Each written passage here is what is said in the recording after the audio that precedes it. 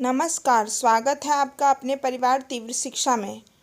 आज हम हिंदी और इंग्लिश का प्रैक्टिस सेट 5 लेके आए हैं।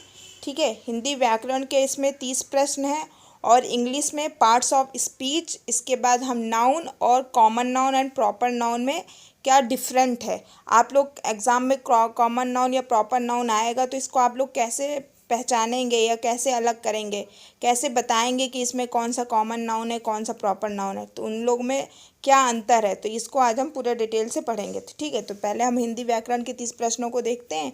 ठीक है, क्योंकि 75 नंबर की हिंदी आ रही है और 30 नंबर की इंग्लिश, और इसमें पासिंग मार्क्स लाना बहुत अनिवार्य है। तो इसको हम स्किप नहीं कर सकते हैं, क्योंकि अगर हम इसमें नहीं पास होते हैं तो हमारा सेकंड पेपर जो कि सामान्य ज्ञान का है वो भी चेक नहीं होगा। तो उसको हल्के में नहीं लेते हैं और रेगुलर इसी तरीके से पढ़ते रहते हैं। चलिए शुरू करते हैं। सदैव में प्रयुक्त संधि का क्या नाम है? तो सदैव में कौन सी संधि है? ऑप्शन के हिसाब से हम लोग लगाएंगे। ठीक है, देखिए यहाँ पे स्वर संधि, विसर्ग संधि, दीर्घ संधि, व्यंजन संधि, ये ऑप्शन में है। ठीक है, क्योंकि संधि मुख्य रूप से संधि 3 प्रकार की होती है ना, स्वर, व्यंजन, विसर्ग, तो ये उसके भेदों में से ऑप्शन दिया है। ठीक है, तो हम यहाँ पे स्वर संधि लगाएंगे। ठीक है, और स्वर में भी ये कौन सा संधि है? तो स्वर में ये वृद्धि संधि है। ठीक है, आगे बढ़ते हैं हम। सन्मति का सही संधि विच्छेद है। तो सन्मति का कैसे? सत धन मति, हलंत जरूर देख लीजिएगा। ठीक है, क्योंकि कहीं कहीं पे सत लिखा होगा बस उसमें हल्का सा हलंत नहीं लिखा होगा और आप लोग कंफ्यूज हो जाएंगे। तो सतमति में सत धन मति, ठीक है, तो हो जाएगा सन्मति। ठीक है, कौन सी संधि है? व्यंजन संधि। आगे, इत्यादि का सही संधि विच्छेद क्या होगा? तो इति धन आदि, कौन सी संधि है यहाँ पे? आप लोग कमेंट करके बताइएगा। ठीक है, इत्यादि का सही संधि विच्छेद कौन सा है? इति धन आदि। नेक्स्ट, निम्नलिखित में से कौन सा शब्द वृद्धि संधि का उदाहरण नहीं है? यानी 3 वृद्धि संधि के उदाहरण है और एक नहीं है। देखिए, सदैव, परमो औदार्य, यहाँ पे परम धन औदार्य, जहाँ औ आता है वहाँ पे वृद्धि संधि होती है, तो इसमें भी है। और गुरुपदेश, ठीक है, यहाँ पे गुण संधि है और जलौध में वृद्धि संधि, तो गुरुपदेश में गुरु उपदेश हो जाएगा ना, तो इसमें गुण संधि है। ठीक है, आगे बढ़ते हैं। निम्न में से दीर्घ संधि युक्त पद कौन सा है? तो किसमें दीर्घ संधि है? जिसमें आ की मात्रा या बड़ा ऊ की मात्रा हो वहाँ पे दीर्घ संधि है। ये मैंने शॉर्ट ट्रिक्स बताया था। तो दैत्यारी में दीर्घ संधि है। ठीक है, महर्षि में गुण संधि है, सूर्योदय में भी गुण संधि है, देवेंद्र में भी गुण संधि है। आगे, इनमें से कौन स्वर संधि का उदाहरण है? स्वर संधि कितने प्रकार की होती है? 5, है ना। तो ये पवन जो है ये स्वर संधि का उदाहरण है। ठीक है, आप लोग कमेंट करके बताइए कि स्वर संधि के अंदर इसमें कौन सा मतलब संधि है। आगे, पवन का सही संधि विच्छेद क्या होगा? तो पो धन अन, क्या बन जाएगा? पवन। ठीक है, नेक्स्ट, निम्नलिखित शब्दों में से किसमें व्यंजन संधि है? तो किसमें? देखते हैं, व्यंजन संधि। तो सत कार में व्यंजन संधि है। कैसे? सत धन कार। ठीक है, तो यहाँ पे सप्तऋषि में गुण संधि, हिमालय में दीर्घ संधि, निराधार में भी दीर्घ। निम्नलिखित शब्दों में से किसमें विसर्ग संधि है? ठीक है, तो नरेंद्र, सज्जन, सदैव, अत्यव, तो अत्यव में विसर्ग संधि होगी। क्या होगी? अतः धन एव। ठीक है, आगे बढ़ते हैं। उत्हार के योग से कौन सा शब्द बना है? तो उत धन हार से उद्धार बना है। ठीक है, कौन सा संधि है? व्यंजन संधि। ठीक है, आगे, पर्यावरण का सही संधि विच्छेद क्या होगा? तो परिधन आवरण। ठीक है, तो क्या हो जाएगा? पर्यावरण। आगे, अनुनासिक का शब्द होता है कैसे? नाक और मुंह दोनों जगह से होता है। ठीक है, जो नाक से ध्वनि निकलती है मुंह से, ठीक है, तो वो अनुनासिक उसी को बोलते हैं। नेक्स्ट, अनुनासिक व्यंजन कौन से होते हैं? तो वर्ग के पंचमाक्षर व्यंजन अनुनासिक व्यंजन कहलाते हैं। ठीक है, वर्ण के तो आप लोग को पता होगा। ठीक है, स्पर्श व्यंजन के जितने भी पंचमाक्षर हैं उन्हें ही अनुनासिक व्यंजन कहते हैं। नेक्स्ट, हिंदी वर्णमाला में स्वरों की कितनी संख्या है? तो 11। ठीक है, नेक्स्ट है, जो पहले कभी ना हुआ हो के लिए एक शब्द क्या होगा? अभूतपूर्व, और इसकी वर्तनी भी देख लीजिए, अभूतपूर्व। पूर्व, ठीक है, जो पहले कभी ना हुआ हो उसे अभूतपूर्व कहते हैं। नेक्स्ट, जो कहा ना जा सके उसे अकथनीय, ठीक है, इसकी भी वर्तनी देख लीजिए, ठीक है, ये सब चीज़ें वर्तनी और एक वर्ड दोनों में पूछ लिया जा सकता है। तो जो कहा ना जा सके वो अकथनीय। नेक्स्ट, समय की दृष्टि से अनुकूल क्या होता है? समयानुकूल, इसकी भी वर्तनी देखते जाइएगा। आगे, जो सब कुछ जानता हो के लिए सर्वज्ञ, ठीक है। नेक्स्ट है, जिसकी गर्दन सुंदर है वो सुग्रीव, ठीक है। आगे, पुरुष एवं स्त्री का जोड़ा क्या बोलते हैं उसको? दंपति। और वर्तनी जरूर देख लीजिएगा, जरा सा छोटी की मात्रा ता में लगा देंगे तो आपका मार्क्स कट जाएगा, ठीक है। तो दंपति बोलते हैं। आगे, कार्य को नए ढंग से करने की पद्धति क्या कहलाती है? नवीनीकरण, ठीक है। नेक्स्ट, जंगल में लगने वाली आग दावानल।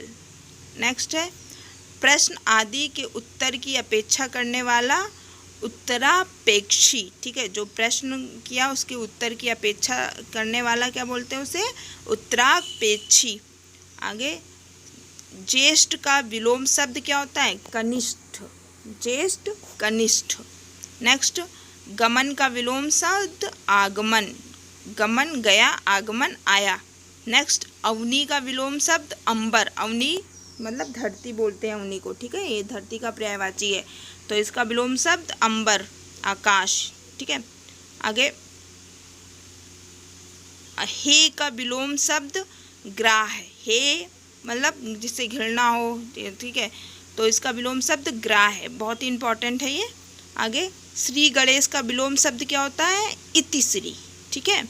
आगे बढ़ते हैं, अथ का विलोम शब्द इति, ठीक है, अथ इति।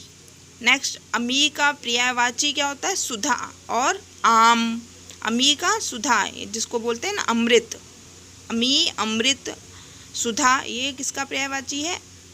अमृत का। अब हम इंग्लिश में शुरू करते हैं आज पार्ट्स ऑफ स्पीच, ठीक है। तो पार्ट्स ऑफ स्पीच किसे कहते हैं ये पढ़ते हैं। तो वाक्य में प्रयोग के अनुसार शब्दों को भिन्न भिन्न भागों में बांटा गया है, इन्हें ही पार्ट्स ऑफ स्पीच कहते हैं, ठीक है। वाक्य के प्रयोग के अनुसार शब्दों को कई तरीके से बांटा गया है ना, तो इसमें वो आते हैं कि ये कौन किस टाइप के सेंटेंस हैं। तो ये देखते हैं हम, ये कितने प्रकार के होते हैं? 8, ठीक है। कौन कौन से? तो noun, pronoun, adjective, verb, adverb, preposition, conjunction और इंटरजेक्शन, ठीक है। तो ये 8 प्रकार के होते हैं, ठीक है। इसको हिंदी में संज्ञा, सर्वनाम, विशेषण, क्रिया, क्रिया विशेषण, शब्द सूचक शब्द, संयोजक, विस्मयादिबोधक, ठीक है। इंटरजेक्शन को क्या बोलते हैं? विस्मयादिबोधक। प्रीपोजिशन लगता हुआ जैसे एट, ऑन, द, ये सब प्रीपोजिशन होते हैं। कंजक्शन, दो सेंटेंस को आपस में जोड़ने को एडवर्ब, वर्ब, ठीक है। तो ये सब हम एक एक करके पढ़ेंगे, ठीक है। अभी हम नाउन पढ़ते हैं, आज की क्लास में पूरे नाउन में है, ठीक है। तो नाउन क्या होते हैं? तो द नाउन क्या होता है? A noun is a name of any person, place और थिंग, किसी भी चीज़ का नाम हो, चाहे वो कुछ भी हो, ठीक है, चाहे वो जीवित हो, निर्जीव हो, किसी भी चीज़ का नाम हो वो ही नाउन है, ठीक है। आपको कहीं भी नाम किसी का बॉटल हुआ, ये सब किसी भी चीज़ का तो नाम तो आजकल सबका रखा गया है, तो यही सब चीज़ें नाउन होती हैं। एग्जाम्पल क्या है? जैसे teacher, village, city, town, school, college, sun, moon, sky, river, mountain, ये सब क्या है? इन सब इनको हम किसी ना किसी नाम से ज़रूर जानते हैं ना। जैसे मून, आपको पता है ना मून किसको बोलते हैं। टाउन क्या होते हैं? टाउन मतलब कस्बा। सिटी क्या होता है? ठीक है। टीचर भी एक मतलब नाम है ना, कि एज अ टीचर है, एज अ प्रिंसिपल, ये सब किसी का नाम है, तो वही क्या होते हैं? संज्ञा होती हैं। अब संज्ञा कितने भागों में बांटी गई हैं? तो पार्ट्स ऑफ नाउन क्या होते हैं? पार्ट्स ऑफ नाउन 5, कितने? 5 काइंड्स ऑफ नाउन, ठीक है। 5 भागों में मुख्यतः संज्ञा बांटी गई हैं। एग्जाम में सेंटेंस आएगा, ठीक है, तो आपको उसमें बताना पड़ेगा इसमें से कौन सी संज्ञा है, कॉमन नाउन है या प्रॉपर नाउन है, कलेक्टिव नाउन है, मटेरियल नाउन है या एब्स्ट्रेट नाउन है। तो आप लोग इसको अच्छे से समझ लीजिए, तभी आप बता पाएंगे वहाँ पे। देखिए इंग्लिश का एग्ज़ाम जो होगा वो सरल होगा, लेकिन बस छोटी छोटी चीज़ें आप लोग समझते चलिए, ठीक है। इसीलिए हम हिंदी माध्यम से इंग्लिश को पढ़ा रहे हैं, और अच्छे से आप लोग समझ लीजिए अपनी भाषा में, और वहाँ पे आराम से आप लोग टिक कर लेंगे। ठीक है। तो कॉमन नाउन क्या होता है, प्रॉपर नाउन क्या होता है, कलेक्टिव नाउन क्या होता है, मटेरियल नाउन क्या होता है, एब्स्ट्रैक्ट नाउन क्या होता है, इसके बारे में पढ़ते हैं। तो सबसे पहले आता है कॉमन नाउन, जिसे हम हिंदी में जातिवाचक संज्ञा कहते हैं। कॉमन नाउन वह नाम है जो एक वर्ग या एक प्रकार के विभिन्न व्यक्तियों, स्थानों तथा वस्तुओं को समान रूप से दिया जा सके। ठीक है, एक ही प्रकार के, जो एक ही प्रकार के हों, एक ही प्रकार के वर्ग में उनको सभी समान नाम दिया जा सके। एग्जाम्पल क्या है, जैसे बॉय, गर्ल। ठीक है, अब बॉय क्या है, कोई भी लड़का हो, ठीक है, दुनिया में कोई भी लड़का हो उसे हम बॉय ही कहेंगे, है ना। Girl, village, book, table, river, teacher, student. ठीक है, तो ये रिवर, एक कोई रिवर तो है नहीं, टेबल, दुनिया में कोई एक टेबल तो है नहीं, ऐसे ही विलेज, एक कोई विलेज है नहीं, स्टूडेंट, स्टूडेंट भी बहुत सारे लोग हैं। ठीक है, लेकिन इनको एक ही मतलब सिंगुलर फॉर्म में कैसे दिया गया है। ठीक है, इसको हम क्या बोलेंगे, कॉमन नाउन। ठीक है, अब हम प्रॉपर नाउन पढ़ते हैं। तो प्रॉपर नाउन क्या होता है, व्यक्तिवाचक संज्ञा। ठीक है, यानी जो अभी हम कॉमन नाउन पढ़ के आए हैं उनमें से किसी का एक पर्टिकुलर नाम जहाँ दिया हो उसे ही हम प्रॉपर नाउन कहते हैं। जैसे किसी विशेष व्यक्ति या वस्तु के नाम को प्रॉपर नाउन कहते हैं। ठीक है, जैसे अशोक, अशोक कौन है, एक किंग है। किंग में से कौन से किंग, अशोक, है ना। दिल्ली, दिल्ली कॉमन नाउन क्या हो, सिटी। ठीक है, दिल्ली सिटी, कौन सी सिटी है, तो दिल्ली, तो ये प्रॉपर नाउन में चेंज हो गया। आगरा, आगरा भी सिटी है ना, लेकिन कौन सी सिटी, आगरा। तो अगर सिटी का नाम दे दिया गया हो तो वो प्रॉपर नाउन, नाम नहीं दिया गया ओनली सिटी तो वो common noun. Taj, Ganga, the red fort. ठीक है, ये सब नाम दिया गया है ना स्पेशल, तो इन्हें हम प्रॉपर नाउन कहते हैं। ठीक है, आगे देखिए, अब थोड़ा डिफरेंस जानते हैं एग्जाम में अगर छाटने को आए।